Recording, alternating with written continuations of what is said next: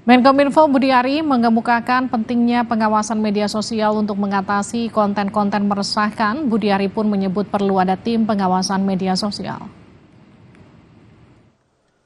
Usai dilantik menggantikan Johnny G. Plate, Menkominfo baru Budi Ari Setiadi berencana membuat lembaga khusus untuk mengawasi media sosial.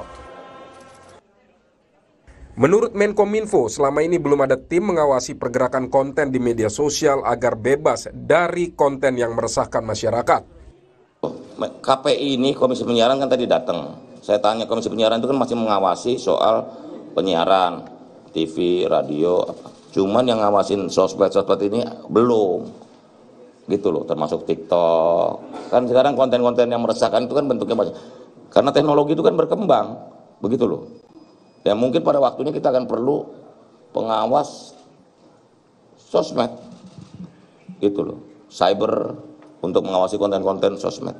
Ya kita harus terus berinovasi dan berkembang gitu. Menkominfo menegaskan tim pengawas media sosial bukan untuk membatasi ruang demokrasi, melainkan agar masyarakat semakin bijak menggunakan media sosial.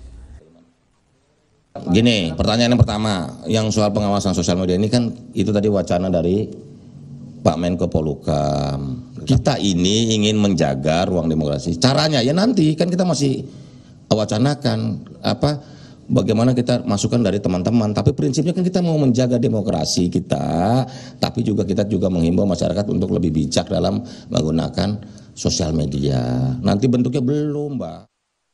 Beberapa hal yang menjadi perhatian pemerintah adalah kasus hoax dan ujaran kebencian lewat sosial media, serta maraknya kasus penipuan di sosial media. Indonesia merupakan negara dengan pengguna sosial media terbanyak keempat di dunia. Berdasarkan data We Are Social Meltwater, jumlah pengguna media sosial di Indonesia mencapai 167 juta orang. Menurut data Kementerian Komunikasi dan Informatika, dari 2018 hingga 2023 ada 11.357 berita hoax yang tersebar melalui media sosial. Sementara Kominfo berdasarkan data 2017 hingga 2022 menerima setidaknya 486.000 laporan penipuan melalui media sosial yang terindikasi tindak pidana. Indonesia punya pengalaman pahit soal penyebaran hoax, terutama di tahun-tahun politik. Ruang digital yang kondusif, bebas konten negatif menjadi harapan bersama.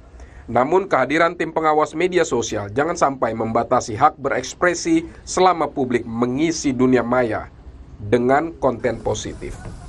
Tim Liputan Kompas TV.